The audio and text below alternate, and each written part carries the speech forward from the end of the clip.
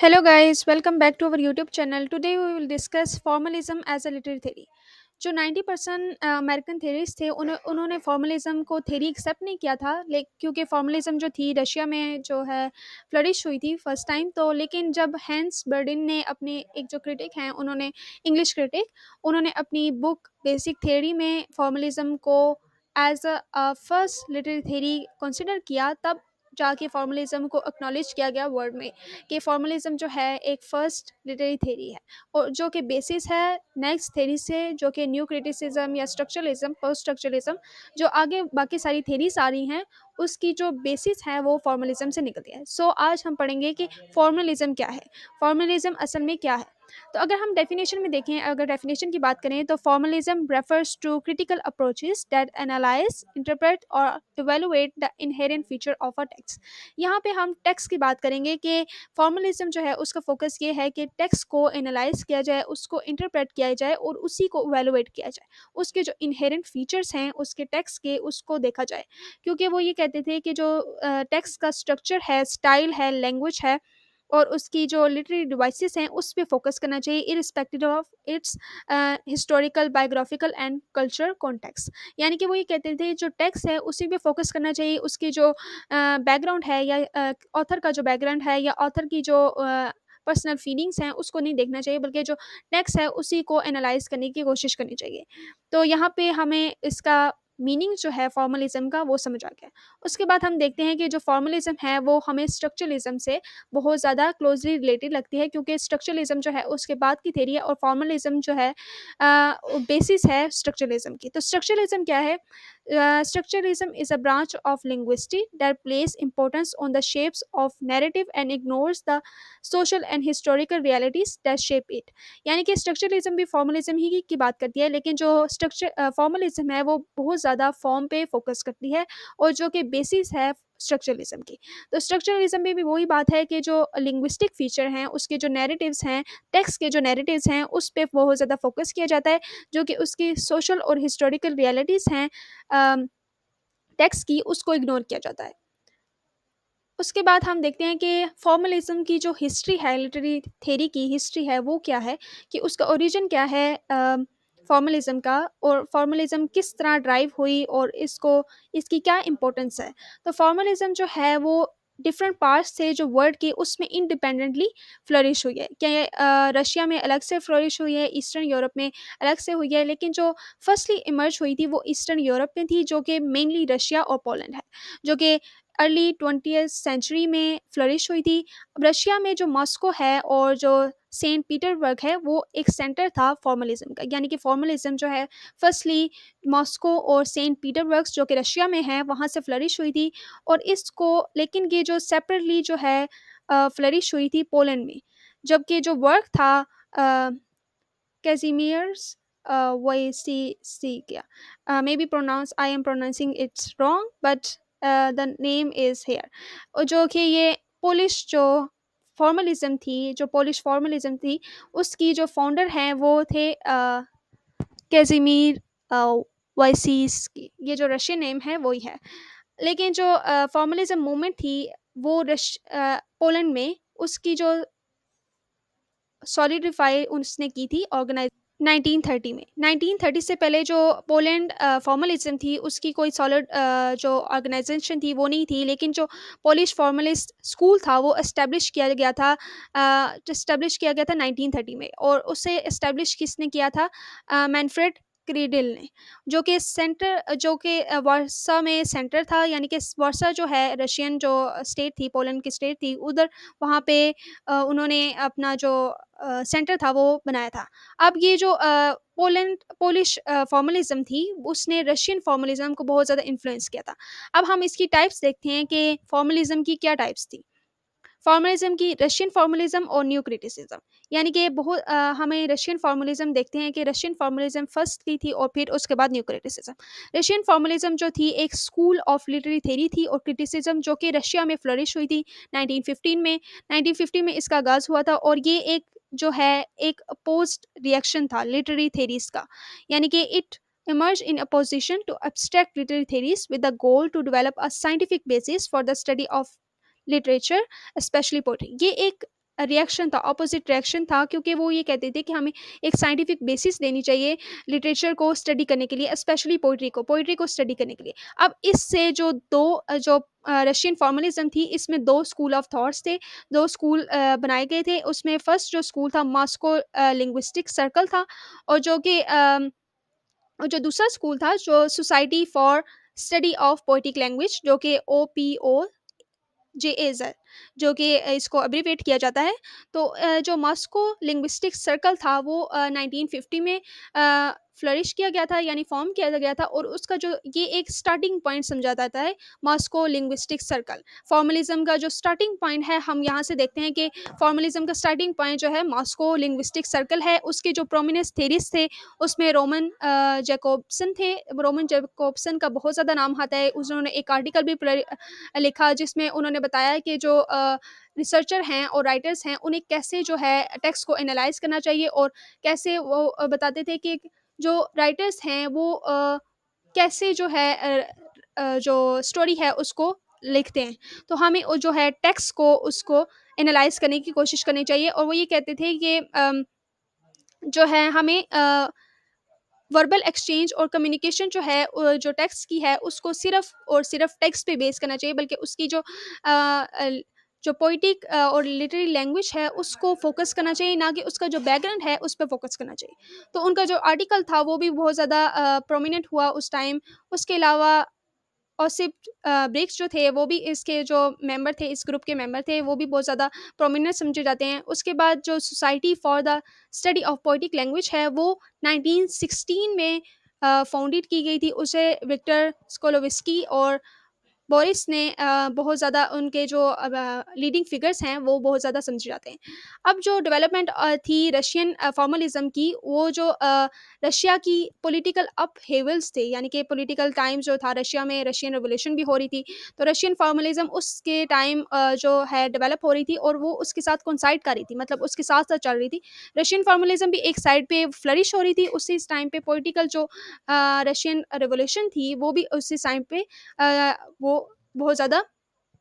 अ, time पे flourish हो रही थी। तो जो थेरिस्ट थे इस मूवमेंट के, वो सोवियत यूनियन से, जो सोवियत रिजीम थी वहाँ से भागकर दूसरे मुल्क में चले गए और इज़राइल में गए, और उनके जो बहुत ज़्यादा वर्क हैं वो एग्ज़ाइल में लिखे गए। यानी कि जब वो सोवियत रिजीम से निकल गए और उन्होंने वहाँ से भाग गए, तो अपने रशिया से उन्होंने एग्ज़ाइल में जो वर्क प्रोड्यूस किए फॉर्मलिज़्म के बारे में, वो बहुत ज़्यादा प्रोमिनेंट हैं। अब जो प्राग लिंग्विस्टिक सर्कल था 1926, जो कि एक्सपेट्रिएट, यानी कि जो एग्ज़ाइल में लोग थे, उन्होंने रशियन फॉर्मलिस्ट थे, उन्होंने प्राग में एक जो रशियन प्राग लिंग्विस्टिक सर्कल था, उसे बनाया, और उसके जो स्कॉलर्स थे, उन्होंने बहुत ज़्यादा वर्क्स प्रोड्यूस किए। उसमें रैन वेलिक और जैन मैक्रोविस्की का बहुत ज़्यादा नाम प्रोमिनेंट है। उसके बाद हम देखते हैं न्यू क्रिटिसिज़्म। न्यू क्रिटिसिज़्म में क्या है कि न्यू क्रिटिसिज़्म जो है एक ब्रांच है फॉर्मलिज़्म की, जो कि अमेरिका में फ्लरिश हुई, यानी कि अमेरिका में उसकी डेवलपमेंट हुई। अब हम देखते हैं कि जो रशियन फॉर्मलिज़्म थी, उसी की तरह जो न्यू क्रिटिसिज़्म, उसके डिस्टिंग्विश फीचर क्या थे कि वो लिटरेरी लैंग्वेज पे बहुत ज़्यादा फ़ोकस करते थे, और उनका सेंट्रल कंसर्न ही ये था कि लिटरेरी लैंग्वेज है उस पे फ़ोकस किया जाए, ना कि जो कॉन्टेक्स्ट है, जो बैकग्राउंड है, राइटर का बैकग्राउंड या हिस्टोरिकल कॉन्टेक्स्ट, उसको नहीं देखना, बल्कि जो लिटरेरी कॉन्टेक्स्ट है उसी को देखना है। तो न्यू क्रिटिसिज्म जो है एक स्टाइल था क्रिटिसिज्म का, जो कि that develop in academic circles. Academic circle में उसने बहुत ज़्यादा डेवलपमेंट की, और जो जो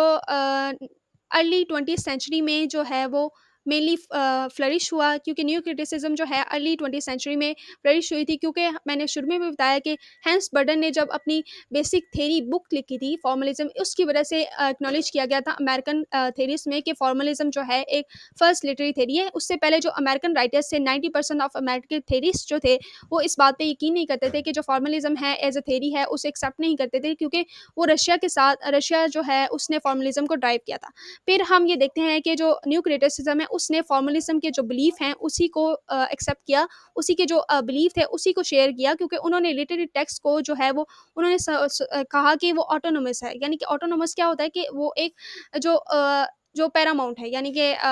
वो इंडिपेंडेंट है, उसके जो लिटरेरी टेक्स्ट है, वो अपने उसके कॉन्टेक्स्ट है जो एक्सटर्नल कॉन्टेक्चुअल इन्फॉर्मेशन है, उससे इरेलीवेंट है, कि अगर हम उसको नहीं भी पढ़ें, जो लिटरेरी टेक्स्ट है उसको ही अगर हम फोकस करें, तो हम जो है उसके मीनिंग को ड्राइव कर सकते हैं। तो रशियन फॉर्मलिज्म जो फॉर्मलिज्म थी, उसी ने जो बेसिस प्रोवाइड की थी न्यू क्रिटिसिज्म को, और न्यू क्रिटिसिज्म जो थी वो जो अमेरिका में फ्लरिश हुई थी, वो एस्थेटिक और नॉन रैशनल एस्पेक्ट जो थे आर्ट के, उसको उसमें बहुत ज़्यादा इंटरेस्टेड थी। और जो पोएट टी.एस. इलियट, इज़रा पाउंड जो थे, वो इसके लिटरेरी क्रिटिक और एजुकेटर थे। यानी कि उन्होंने जो न्यू क्रिटिसिज्म को फ्लरिश करने में उनका बहुत ज़्यादा हाथ था। और आई रिचर्ड जो थे, उन्होंने इन्फ्लुएंशियल फिगर बन गए थे न्यू क्रिटिसिज्म के, यानी कि उनको एक इन्फ्लुएंशियल फिगर समझा जाता है न्यू क्रिटिसिज्म का। उनके जो वर्क थे, systematic method of reading literature, उस उन वर्क्स ने भी उनको जो है एक फिगर जो प्रोमिनेंट फिगर जो था न्यू क्रिटिसिज्म का, उसको क्या, क्योंकि उनकी जो बुक्स थी principles of literary criticism and practical criticism, उसमें उन्होंने अपनी जो क्लोज रीडिंग की जो टेक्निक थी उसको बताया। क्लोज रीडिंग क्या होती है, कि क्लोज रीडिंग जो है वो एक प्रैक्टिस होती है, मतलब आपने इन डेप्थ एनालिसिस करनी होती है शॉर्ट पैसेजेस की और सेक्शंस की, वर्क्स में से, या कोई भी पोइट्री का वर्क है या लिटरेचर का वर्क है, उसमें आपने इन डेप्थ एनालिसिस करना है। इन डेप्थ जो है शॉर्ट पैसेजेस हैं और सेक्शन हैं, उसको एनालाइज करना है, उनके थीम्स, उसकी क्लोज रीडिंग करनी है, उसका जो स्ट्रक्चर है, उसकी फॉर्म है, उसकी जो उसके अलावा जो उसके रिलेटेड डिवाइसेस हैं, मेटाफर्स हैं, सिमिलीज हैं, और मीटर है, राइम स्कीम है, उसको आपने उसको अ, अ, जो है इन डेप्थ एनालिसिस करना है, ना कि जो उसके जो कॉन्टेक्चुअल इन्फॉर्मेशन है उसको आपने कोई भी मतलब उस इन्फॉर्मेशन को उससे इरेलीवेंट होके देखना होता है। क्लोज रीडिंग में जो है पैसेजेस को और सेक्शंस को, उसके वर्क्स को उसके एज इट इज़ रीड किया जाता है, उसे ही ऑटोनोमस समझा जाता है। फिर उसके बाद जो मेन आइडियाज़ क्या हैं, कि सबसे पहले है ऑटोटेलिक। मेन आइडियाज़ जो हैं फॉर्मलिज्म के, वो क्या हैं, मेन फर्स्ट जो है फॉर्मलिज्म का मेन आइडिया ऑटोटेलिक, यानी कि इसमें क्या है, कि something that works autonomously and justify itself without having an external purpose. यानी कि इसमें ये है कि जो जैसे कि मैंने पहले बताया, कि जो टेक्स्ट है उसी को ऑटोनोमसली इंटरप्रेट किया जाता है, उसी को जो है पैरामाउंट समझा जाता है, कि वो अपने आप को खुद ही जस्टिफाई कर सकता है, कि कोई भी एक्सटर्नल जो पर्पस है उसको जस्टिफाई करने की उसको कोई ज़रूरत नहीं है, क्योंकि जो टेक्स्ट है वो खुद ही एनालाइज कर, टेक्स्ट ही इटसेल्फ जो है वो काफ़ी होता है, जो कि इम्पर्सनल जो फीलिंग्स हैं उसी को यहाँ पे डोनेट किया जाता है, कि जो इम्पर्सनल हो के इम्पर्सनैलिटी का कॉन्सेप्ट यहाँ पे आता है, कि फॉर्मलिज्म में, कि हाँ, जो राइटर है वो लिख देता है, अपना टेक्स्ट प्रोड्यूस कर देता है, जो रीडर का काम क्या होता है, कि वो सिर्फ टेक्स्ट को एनालाइज करे, ना कि जो कॉन्टेक्स्ट जिस कॉन्टेक्स्ट में लिखा गया है, या फिर जो राइटर ने किस टाइम लिखा, या उसका जो एक्सटर्नल सोशल इन्वायरमेंट है, उससे इरिस्पेक्टिव जो है हमें उस टेक्स्ट को पढ़ने की कोशिश करनी चाहिए। उसके बाद defamiliarization is one of the key theories of formalism developed by Victor Skolovsky। And उसने क्या बताया, कि जो डिफॉर्मलाइजेशन का क्या कॉन्सेप्ट होता है, कि डिफॉर्मलाइजेशन एक टेक्निक है जो कि लिटरेचर में जो है फेमिलियर जो थिंग्स होती हैं उनको इस तरह स्ट्रेंज वे में प्रोड्यूस करता है, कि रीडर को जो है जो ऑर्डिनरी ऑब्जेक्ट्स और सिचुएशन होती हैं वो एक न्यू वे में होती हैं। क्योंकि ये किस तरह होता है, कि आप जो है एक जो बेसिक कॉन्सेप्ट है उसको इस तरह प्रोड्यूस करो या इस तरह लिखो, कि वो एक स्ट्रेंज वे में हो, कि अगर आप जो आप डेली लाइफ की जो आपने देखा होगा कि पोइट्री में जो राइटर्स होते हैं, वो एक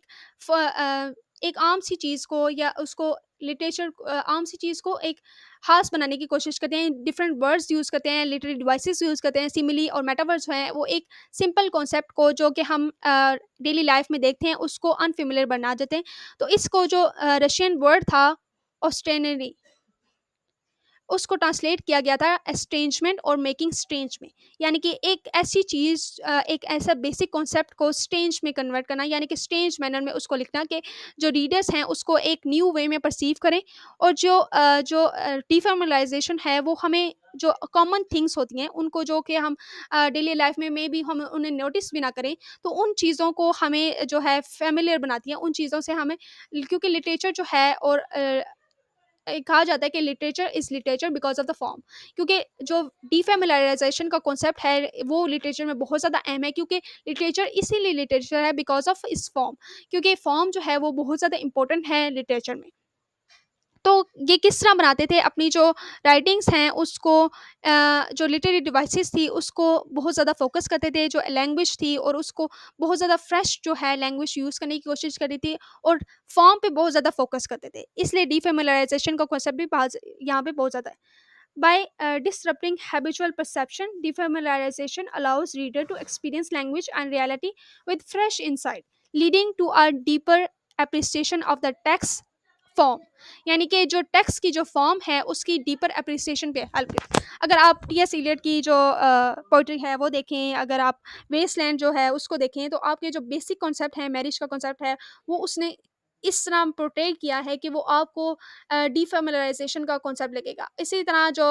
वर्ड्सवर्थ है उसने जो डैफोडिल्स हैं, और हम जो है डैफोडिल्स मैनी टाइम हमने देखी होंगे वो लाइफ में, लेकिन हम उसको एज इट इज़ परसीव नहीं किया जैसे वर्ड्सवर्थ ने किया, और उसकी जो वर्ड्स हैं उसकी जो उसने वर्ड्स को इस तरह और फॉर्म को इस तरह पोर्ट्रे किया कि डैफोडिल्स जो हैं हमारे लिए जो अनफेमिलियर थिंग लग रहे हैं, और यहाँ पे उसने डीफेमिलियराइजेशन की जो टेक्निक है यहाँ पे यूज़ की। तो जो सारे राइटर्स होते हैं वो अपने राइटिंग में डीफेमिलियराइजेशन की जो टेक्निक है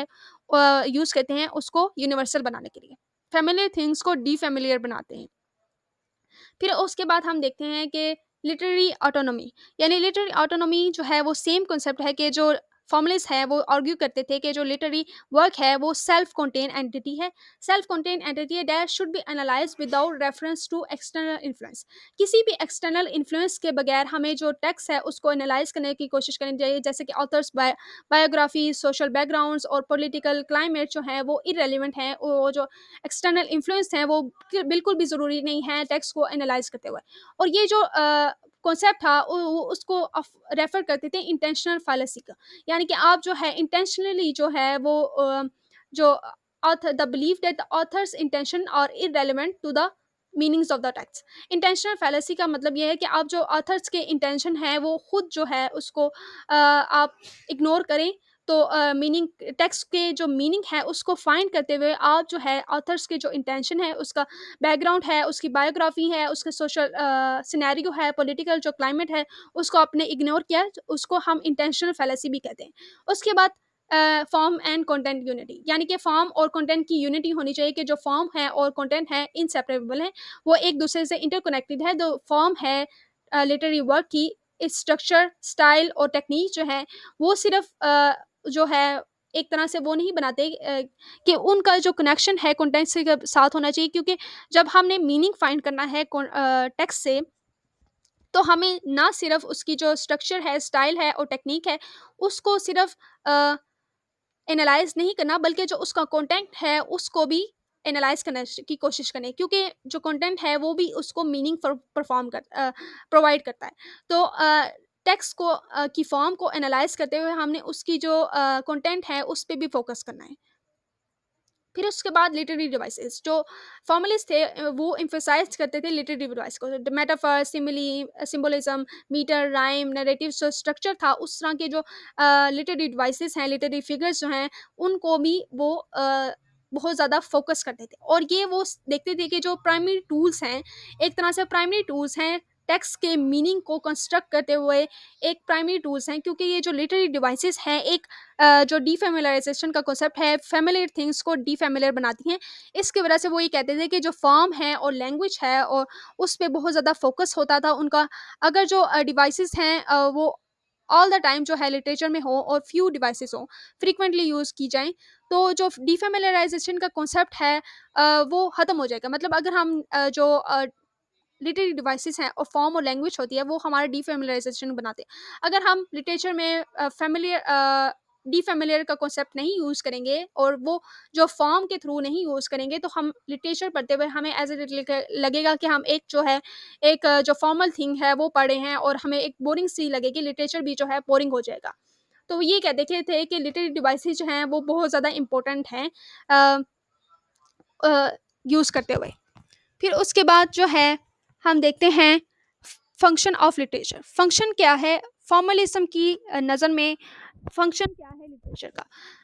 For formalists, the function of literature is not to convey moral or social message. यानी कि उनके लिए ये नहीं था कि आपने जो लिटरेचर है वो उसका फंक्शन ये है कि आप जो है मॉरल और सोशल मैसेज प्रोवाइड करेंगे, but to explore language itself, यानी कि लैंग्वेज को इटसेल्फ जो है एक्सप्लोर करना उनका मकसद था। और वो ये कहते थे कि जो लैंग्वेज है और जो टेक्स्ट है और फॉर्म है, स्ट्रक्चर है, उस पर फोकस करना है, ना कि जो टेक्स्ट जो है वो मॉरल मैसेज दे रहा है या सोशल मैसेज जो प्रोवाइड कर रहा है वो नहीं करते थे। वो आर्ट फॉर आर्ट सेक जो है उस पर बिलीव करते थे, आर्ट फॉर लाइफ सेक जो है उस पर बिलीव नहीं करते थे। वो लिटरेचर को as a unique form of communication समझते थे, और वो ये कहते थे कि जो लैंग्वेज है वो मैनिपुलेट हो सकती है डिफरेंट वे में, that ordinary discourse does not, यानी कि that manipulates language in ways that ordinary discourse does not, यानी कि लिटरेचर जो है हम लिटरेचर के थ्रू जो है मैनिपुलेट कर सकते हैं लैंग्वेज को डिफरेंट वे में, क्योंकि ये जो एक्सप्रेशन है लिटरेचर में उस वो जो है हमें हेल्प करते हैं कि हम ऑर्डिनरी डिस्कोर्स है उसके अलग, यानी कि डीफेमिलराइजेशन का कंसेप्ट यहाँ पे फिर से आ जाता है कि हम उसको डीफेमिलर करते हैं फेमिलियर थिंग्स को। फिर उसके बाद फोरग्राउंडिंग, फोरग्राउंडिंग क्या था, जो टर्म है फोरग्राउंडिंग उसको भी बहुत ज़्यादा फोकस किया गया लिटरे फॉर्मलिज्म में। उसको ये क्या कहते थे कि इन्होंने जो है आर्ट जो से ये बोरो की थी फोरग्राउंडिंग क्रिटिसिज्म, यानी कि आर्ट क्रिटिसिज्म जो थी उससे ये टर्म बोरो की गई थी फॉर क्रिटिसिज्म फोरग्राउंडिंग, जो कि उसका स्ट्राइकिंग एस्पेक्ट जो है समझा जाता है, क्योंकि वो उसका बहुत ज़्यादा स्ट्राइकिंग एस्पेक्ट है पेंटिंग और इमेज पे फ्रॉम इट्स बैकग्राउंड। यानी कि जो आपने बहुत ज़्यादा पेंटिंग्स देखी होंगी उसमें ये होता था कि जो फोरग्राउंडिंग एक जो पिक्चर है वो बहुत ज़्यादा फोकस की जाती थी जाके बैकग्राउंड की निस्बत, यानी कि foregrounding is use to tell attention to something और to make something stand out. यानी फोरग्राउंडिंग अब नाम से ये डोनेट हो रहा है इस टर्म के, जो फोरग्राउंडिंग है जो कि कुछ किसी चीज़ पे पर्टिकुलर थिंग्स पे बहुत ज़्यादा अटेंशन देना या फोकस करना किसी चीज़ पे। आपने कोई पेंटिंग देखी होगी उसमें जो है एक चीज़ जो है सेंट्रल जो थिंग होती है उस पे आपकी नज़र जाके ठहर जाती है, जो कि बैकग्राउंड होता है उसका, उसमें में भी हो सकता है कि आपकी जो अटेंशन है वो ना जाए, क्योंकि जो फोरग्राउंडिंग की टेक्निक्स है बहुत ज़्यादा जो आर्ट के और आर्टिस्ट हैं राइटर्स हैं वो भी यूज़ करते हैं। Foregrounding in literature is to make something so prominent in the narrative, यानी कि जो कि ऐसा लिटरेचर में क्यों यूज़ किया जाता था फोरग्राउंडिंग के उसमें कि किसी ऐसे नैरेटिव को बहुत ज़्यादा फोकस करना, या कुछ भी आपने अगर कोई बुक पढ़े हैं उसमें आप हीरो की पर्सनैलिटी हो सकता है कि बहुत ज़्यादा प्रोमिनेंट हो, या कोई ऐसा थीम जो है प्रोमिनेंट हो जो राइटर ने यूज़ किया हो, तो उसे हम कहेंगे फोरग्राउंडिंग। या कुछ जैसे कि अगर जो है अगर स्कारलेट लेटर की बात करें, फॉर एग्जांपल अगर हम स्कारलेट लेटर ए जो है उसकी बात करें तो हम उसमें जो है फेमिनिज्म का कॉन्सेप्ट जो है वो बहुत ज़्यादा देखते हैं, और सेल्फ इंडिविजुअलिज्म का जो कॉन्सेप्ट है वो हम रिपीटेडली देखते हैं through out novel. At the same time अगर हम डी एच लॉरेंस के जो सन्स एंड लवर्स हैं उसमें देखें तो हमें वहाँ पे जो इडिपस कॉम्प्लेक्स है वो प्रोमिनेंट होता दिखाई देता है। तो ये एक तरह से फोरग्राउंडिंग की टेक्निक्स हैं जो कि फॉर्मलिज्म कहते थे कि वो उस पर फोकस किया जाए। अब लिटरेरीनेस, अब यहाँ पे लिटरेरीनेस का क्या कॉन्सेप्ट है कि जो फॉर्मलिज्म थे वो इस तरह की टेक्निक्स जो हैं यूज और डिवाइसेस जो हैं as a working towards what they call literariness, कि वो ये कहते थे कि जो यूज कि लिटरेरी जो लैंग्वेज है वो जो प्रैक्टिकल यूज़ की लैंग्वेज है, यानी कि कॉमन डे की लैंग्वेज है, कोलिक्वियल लैंग्वेज है, उससे बहुत ज़्यादा डिफरेंट है। वो लिटरेरी लैंग्वेज को है वो बहुत ज़्यादा फोकस करते थे कि वो कि जो लैंग्वेज जो हम ऑर्डिनरी जो लैंग्वेज है उससे कम्युनिकेट करते हैं ना, लेकिन जो लिटरेरी लैंग्वेज है जो कि वो जो उसका ये मतलब नहीं है, the purpose of literary language is not to make reference to the external world, यानी कि वो कहते थे तो जो लिटरेरी लैंग्वेज है उसका जो पर्पस है वो इटसेल्फ है, यानी कि ऑटोनोमस है, वो इटसेल्फ जो है वो अपने लिए जो अपने अंदर जो है वो बहुत ज़्यादा मीनिंग रखती है। तो वो ये कहते थे कि जो लिटरेरीनेस है वो ये कॉन्सेप्ट है कि जो ऑर्डिनरी लैंग्वेज है और जो लिटरेरी लैंग्वेज है वो दोनों डिफरेंट हैं, और ऑर्डिनरी लैंग्वेज जो है वो लिटरेरी लैंग्वेज का पर्पस नहीं फुलफिल कर सकती, और ना ही लिटरेरी जो लैंग्वेज है वो ऑर्डिनरी लैंग्वेज का पर्पस फुलफिल कर सकती है। तो वो ये कहते थे कि जो लिटरेरी लैंग्वेज है वो हमें लिंग्विस्टिक फीचर्स पे फोकस करने की और अटेंशन जो है फोरग्राउंडिंग, यानी कि कोई ऐसा नैरेटिव है उस पे फोकस करने की जो है उस तरफ प्रमोट करती है। फिर उसके बाद प्लॉट और स्टोरी जो है इसमें हम देखते हैं कि जो विक्टर स्कोलोविस्की थे उन्होंने जो फॉर्मलिज्म की उन्होंने डिस्टिंक्शन बताई थी प्लॉट और स्टोरी में, कि उन्होंने सुजेट और फैबुला जो है उसे क्या कहते हैं, स्टोरी को फैबुला कहा था कि जो नेचुरल सीक्वेंस है, कि स्टोरी में जो नेचुरल सीक्वेंस ऑफ इवेंट्स हैं, जो टेक्स्ट में हो रहे हैं, उसको हम कहेंगे स्टोरी, जो कि फ़ैबुला के नाम से उन्होंने डिनोट किया। और उसके बाद जो प्लॉट है सुजेट, वो एक तो ऑर्डर है in which these events are presented in the work. यानी कि जो एक ऑर्डर है वर्क में, उसको वो कह रहे थे। क्या जो स्टोरी है वो तो एक सीक्वेंस है ना आपका, लेकिन प्लॉट क्या है, एक ऑर्डर है कि किस ऑर्डर में जो है वो मिडल पहले आएगा, जो एंडिंग है वो लास्ट पे आएगी या दरमियान में आएगी, या मिडल से जो है वो स्टार्टिंग होगी। जो प्लॉट की जो आपने मे बी टाइप्स पढ़ी होंगी, तो उसमें आपने देखा होगा कि कुछ टाइप्स में होता है कि जो प्लॉट है वो पहले प्लॉट में मिडल जो है पहले होता है, फिर उसके बाद जो है अ, स्टार्टिंग होती है, फिर उसके बाद एंडिंग होती है। और समटाइम्स जो एंडिंग है वो पहले ही बता दी जाती है, फिर उसके बाद मिडल होता है और फिर स्टार्टिंग बताई जाती है। तो इसी को उसने डिफरेंशिएट करने की कोशिश की थी। उसके बाद हम देखते हैं कि की कंट्रीब्यूशन क्या थी फॉर्मलिज्म की। फॉर्मलिज्म की कंट्रीब्यूशन क्या है, जो लिटरेरी थ्योरीज हैं, लिटरेरी थ्योरीज में तो फर्स्ट है उसकी जो development of literary studies as a discipline. यानी कि पहले हम देखते हैं कि जो development of literary study as a discipline, formalism जो है हेल्प करती है एस्टेब्लिश लिटरेरी स्टडीज। यानी कि वो उन्होंने as a independent academic discipline जो था उसको प्रमोट किया था। उन्होंने ये कहा था कि जो फॉर्मलिज्म है, एक जो थ्योरी का कॉन्सेप्ट जो है वो निकाला था, और जो एकेडमिक डिसिप्लिन निकाला था लिटरेरी स्टडीज में। क्योंकि वो पहले जो हिस्ट्री थी, फिलोसफी थी, सोशियोलॉजी थी, उस पर बहुत फोकस किया जाता था। लेकिन फॉर्मलिज्म जो है आई उसके बाद जो है, उसके बाद एक जो थेरीज का कॉन्सेप्ट या लिटरेरी क्रिटिसिज्म का जो है कॉन्सेप्ट, और उसको प्रमोट किया गया। क्योंकि वो ये कहते थे कि साइंटिफिक बेसिस प्रोवाइड की जाए, जिससे हम टेक्स्ट को एनालाइज करें। तो उन्होंने एक तरह से हिस्ट्री, फिलोसफी, सोशियोलॉजी जो है और साइकोलॉजी है, उससे हट के एक जो है न्यू डिसिप्लिन जो है प्रोवाइड किया। अब जो है उसके बाद जो है इन्फ्लुएंस और लेटर थेरीज, उन्होंने जो फॉर्मलिज्म का जो इन्फ्लुएंस है वो लेटर थेरीज पे बहुत ज़्यादा है। फर्स्टली जो है उस स्ट्रक्चरलिज्म पे उसका बहुत ज़्यादा इन्फ्लुएंस है। पोस्ट स्ट्रक्चरलिज्म और डीकंस्ट्रक्शनिज्म, इन थेरीज पे बहुत ज़्यादा फोकस किया गया। और फॉर्मलिज्म के बाद उन्होंने बहुत ज़्यादा जो फॉर्म है, लैंग्वेज है, स्ट्रक्चर है, उनसे बहुत ज़्यादा जो फॉर्मलिज्म से उन्होंने बहुत ज़्यादा चीज़ें बोरो की। ये जो स्ट्रक्चरलिज्म है, पोस्ट स्ट्रक्चरलिज्म और डीकंस्ट्रक्शन थ्योरी हैं और थ्योरेटिकल अप्रोचेस हैं, उन्होंने फॉर्मलिज्म से बहुत ज़्यादा चीज़ें जो हैं बोरो की हैं। अब उसके बाद rejection of historical and biographical criticism, उन्होंने जो रिजेक्ट किया था हिस्टोरिकल, सोशियोलॉजिकल, बायोग्राफिकल अप्रोचेस थी। जो फॉर्मलिज्म के जो उन्होंने कहा कि क्रिटिक को इनकरेज किया कि लिटरेरी टेक्स्ट जो है एक एस्थेटिक ऑब्जेक्ट के तौर पे देखा जाए, कि वो देखें कि जो टेक्स्ट है वो ही जो है एस्थेटिक ऑब्जेक्ट है, वो ही पैरामाउंट है, और वो ही जो उसकी जो अपनी आइडेंटिटी है वो अपने आप को खुद ही जस्टिफाई कर सकता है। तो उसके बाद जो है क्रिटिसिज्म देखते हैं कि फॉर्मलिज्म पे क्या क्रिटिसिज्म हुआ। नेग्लेक्ट ऑफ कॉन्टेक्स्ट, यहाँ पे ये देखा जाता है कि फॉर्मलिज्म ने फॉर्म पे बहुत ज़्यादा फोकस किया, और जो कॉन्टेक्स्ट को बिल्कुल ही जो है उन्होंने हिस्टोरिकल, सोशल और बायोग्राफिकल कॉन्टेक्स्ट है उसको बहुत ज़्यादा इग्नोर किया और निगलेक्ट किया। तो ये एक पहला क्रिटिसिज्म है जो उस पर देखा जाता है कि फॉर्मलिज्म पे कि उन्होंने कॉन्टेक्स्ट को बिल्कुल ही फोकस नहीं किया। उसके बाद हम देखते हैं कि दूसरा क्रिटिसिज्म क्या है कि उन्होंने ओवर एम्फोसाइज किया फॉर्म पे। स्ट्रक्चर जो है वो फॉर्म जो है, थीम्स, आइडियाज़, मैसेजेस जो हैं, उन्होंने कहा कि वो टेक्स्ट से ही, और फॉर्म जो है, स्ट्रक्चर है, नैरेटिव स्टाइल है, उसी से हम जो है वो अ, हासिल कर सकते हैं। तो इसलिए वो